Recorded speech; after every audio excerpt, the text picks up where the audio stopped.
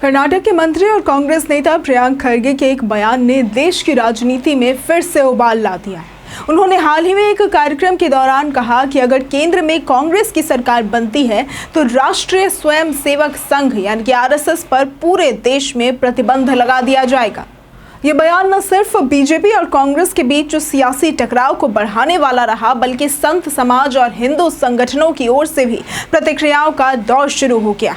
यहाँ पर सवाल ये उठता है कि आखिर प्रियंक खरगे ने आरएसएस को बैन करने की बात क्यों कही। तो प्रियंक खरगे ने आरएसएस पर कई गंभीर आरोप लगाए। उन्होंने कहा कि देश में नफरत फैलाने, समाज को बांटने, संविधान को बदलने और हेट स्पीच को बढ़ावा देने में सबसे बड़ा हाथ आरएसएस का है।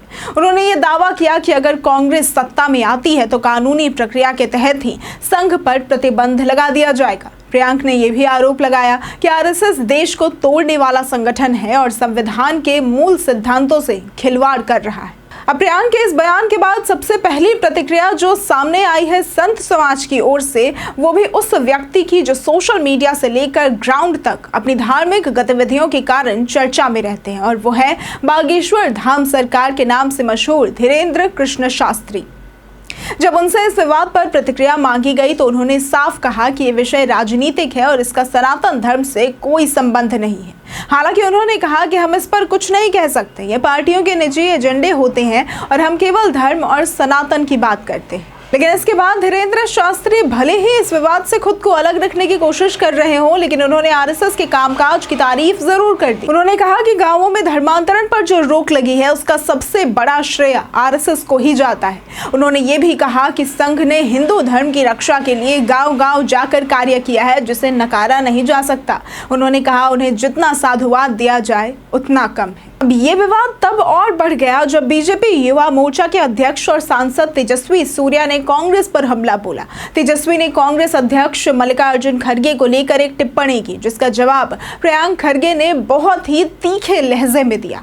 उन्होंने तेजस्वी को खुलेआम चुनौती देते हुए कहा कि तेजस्वी, मैं तुम्हें चुनौती देता हूँ कि तुम ऊंची आवाज में कहो कि तुम्हें आरएसएस की जरूरत नहीं है और तुम सिर्फ मोदी और नड्डा के नेतृत्व में चुनाव जीत सकते हो। अब प्रियंक ने यह भी सवाल उठाया कि जब देश किसी गंभीर संकट से जूझ रहा होता है तब प्रधानमंत्री नरेंद्र मोदी संसद नहीं बल्कि नागपुर क्यों जाते हैं। नागपुर यानी आरएसएस का मुख्यालय। उन्होंने कहा कि इससे साफ है कि बीजेपी सरकार की असली ताकत नागपुर में है, न कि दिल्ली में। अब प्रियंक खरगे का यह बयान कांग्रेस की नई रणनीति का हिस्सा माना जा रहा है, जिसमें वो सीधे तौर पर संघ और उससे जुड़े संगठनों को घेरना चाहती है। दूसरी ओर ये बयान बीजेपी को अपने समर्थकों को एकजुट करने का मौका भी दे सकता है। धीरेन्द्र शास्त्री जैसे प्रभावशाली धार्मिक व्यक्तित्व की तरफ से मिली अप्रत्यक्ष समर्थन की झलक बीजेपी के पक्ष में जा सकती है।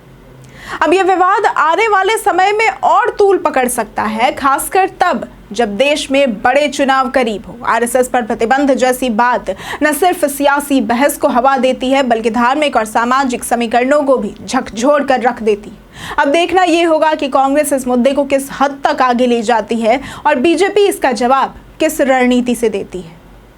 अगर आपको आज का ये वीडियो पसंद आया हो तो इस वीडियो को लाइक करें, शेयर करें और साथ ही मेरे चैनल को सब्सक्राइब करना ना भूलें। आज के लिए सिर्फ इतना ही। वीडियो हमारे साथ बने रहने के लिए धन्यवाद।